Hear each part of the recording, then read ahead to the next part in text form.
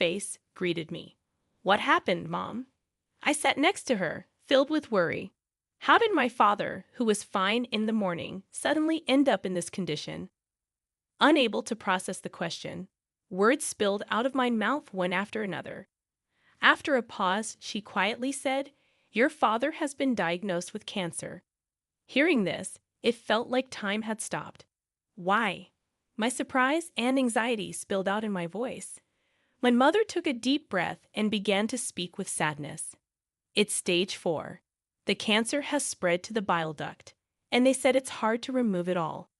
After that, my mother couldn't hold back her tears, and I struggled to find words as I listened. "So, what treatment will be done next?" I asked my mother, hoping for some positive news. After a brief pause, she nodded somberly. The attending physician later arrived and explained the detailed condition and treatment plan.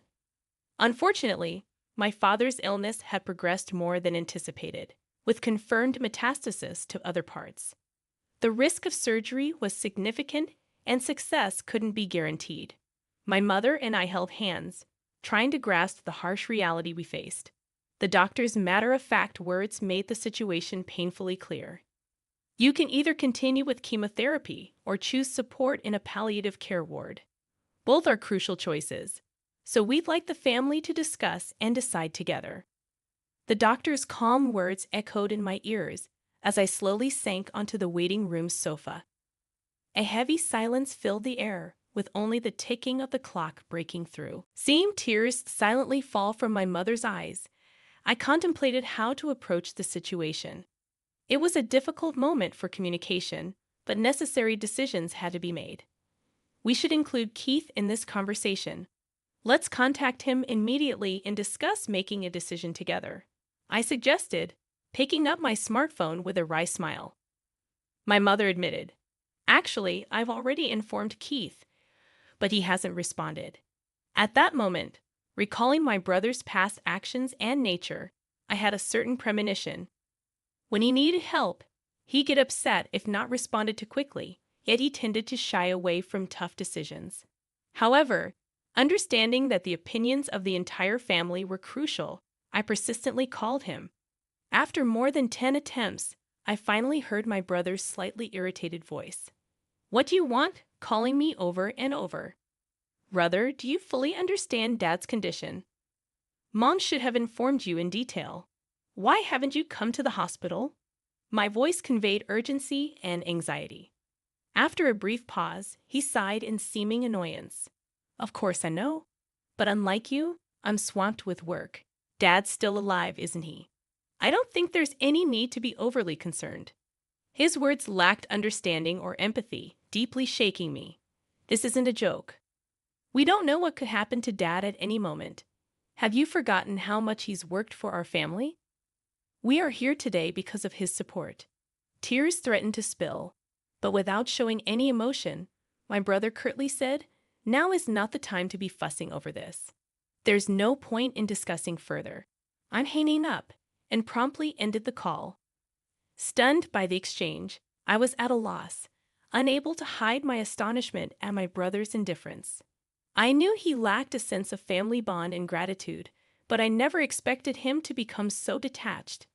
When I returned to my mother, she looked concerned and asked, "What happened?"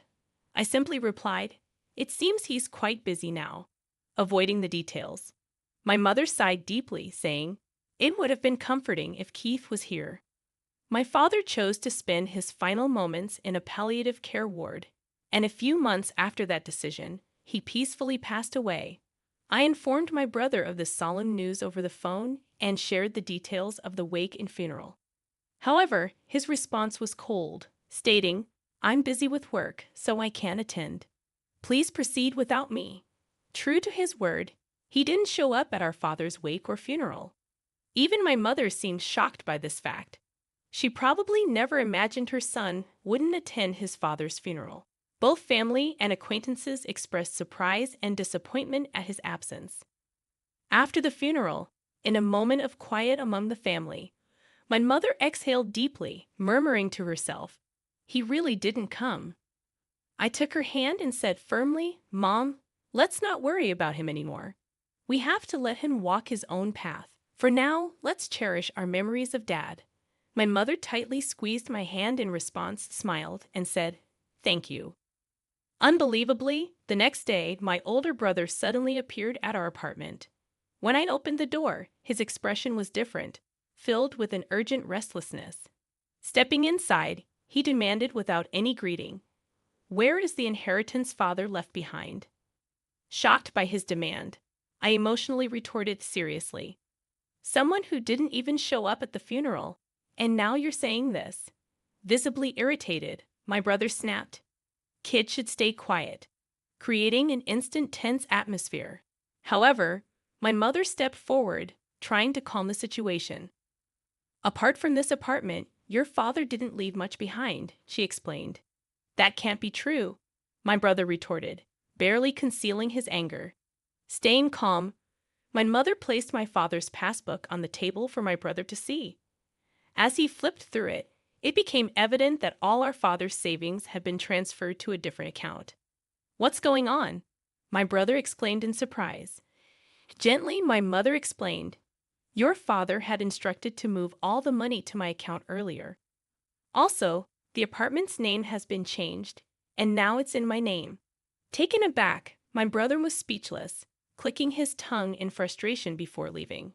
Watching him go, we were once again filled with admiration and gratitude for our father's foresight and his plan to protect the family. A few months later, my mother unexpectedly fell and was rushed to the hospital. The diagnosis revealed pneumonia in a more advanced stage than we thought. I remembered her recent slight cough when she had seen a doctor at a small clinic. Initially diagnosed with a minor cold, we felt reassured and didn't worry further. However, detailed examinations at a major hospital disclosed her condition was much more severe than anticipated, giving her only about 3 months to live. Hearing this, I was at a loss for words, struggling to believe it, especially when she appeared so healthy.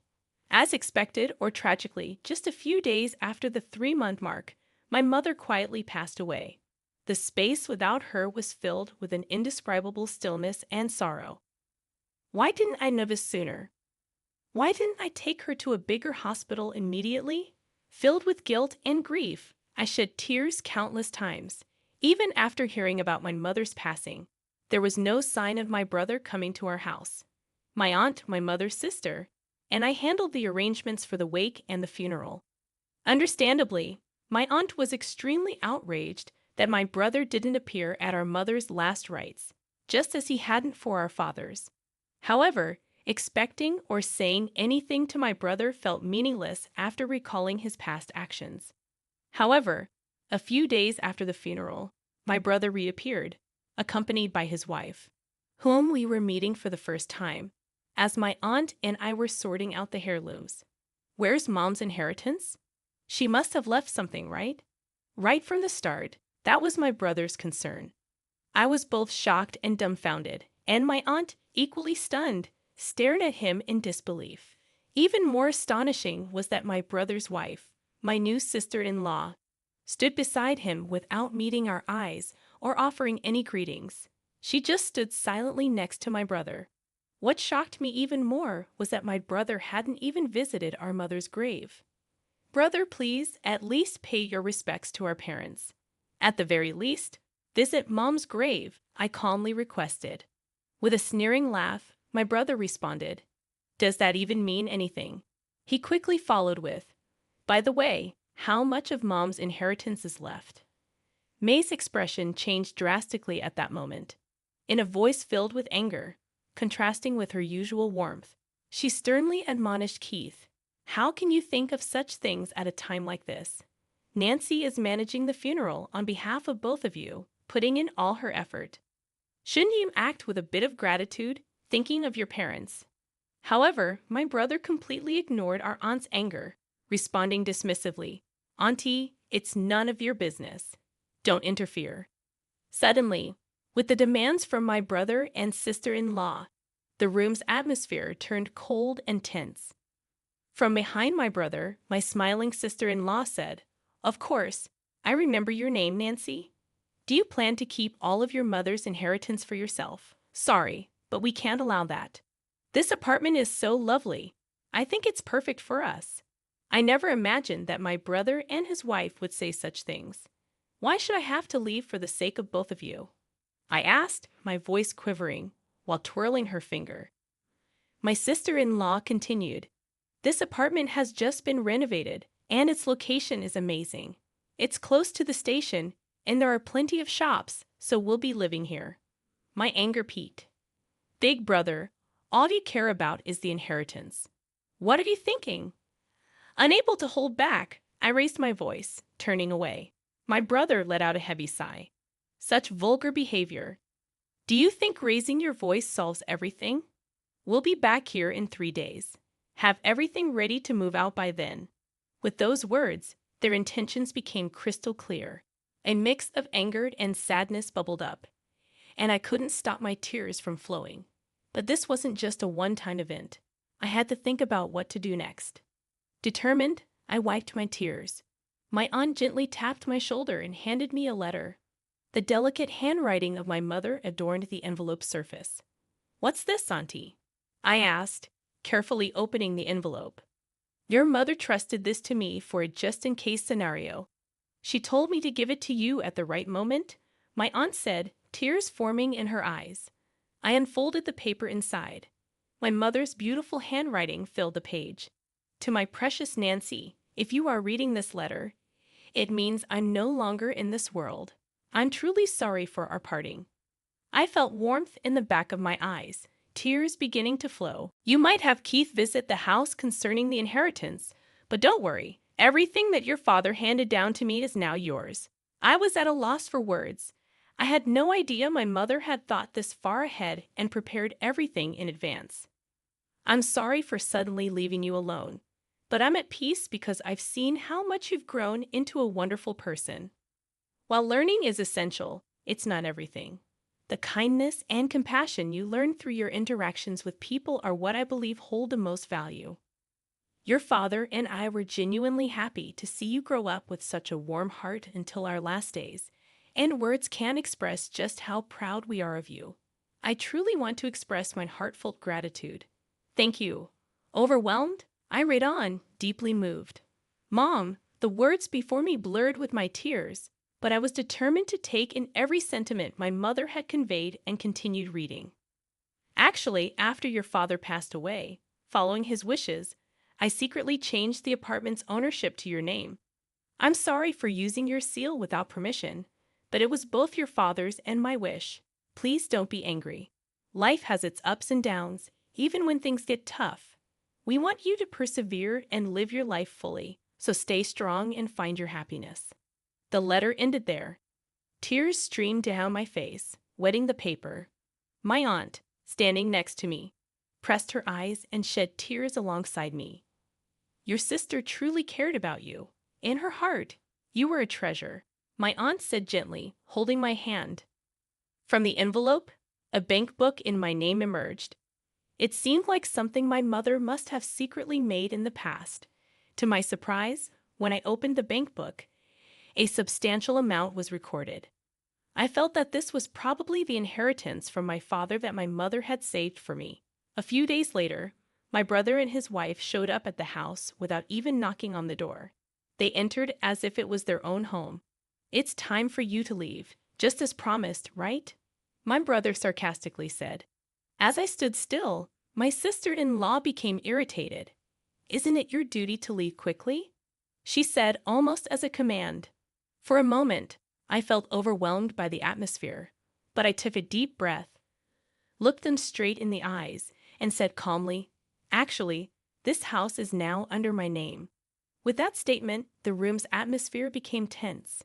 My brother and his wife looked at each other, exclaiming, "What? What kind of joke is this? I am the eldest son. I should inherit the house, right?" my brother said, clearly shaken.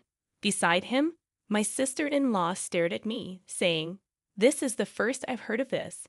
However, I had decided to state the facts. The house and the inheritance are all managed under my name, so there's nothing to divide. My brother frowned. "Then hand over half of that inheritance to us." But this money was left for my future and to ensure that I take care of the house. You always looked down on me, and now you're asking for money. What changed? I questioned. His face turned red. Surprisingly, my sister-in-law exclaimed, "Wait, what is this? This isn't what we were expecting." From what I gathered, my brother recently faced significant trouble at his job and was subsequently fired. Not only that, but he and his wife were moving from one day job to another, seemingly in a tight spot financially. They probably had high hopes for my mother's inheritance and the house. But with my revelation, their expectations were shattered, and they began bickering, placing blame on one another. Watching their childish dispute, I thought, what can possibly be gained from all this? To them, I said calmly, "This is my house now. If you make any unnecessary fuss, I'll call the police." Trembling with anger, they reluctantly accepted my words and left. Since then, I had no contact with them. I deliberately deleted all their contact details and began a new life in this apartment. This apartment is my treasure, filled with memories of my father and mother. Now I have a loving partner by my side. We plan to build a new family in this apartment. He respects my decision and proposed that we take the first step of our new life here. Our future is bright, and I want to pass on the warm love my parents gave me to the children we will have in the future.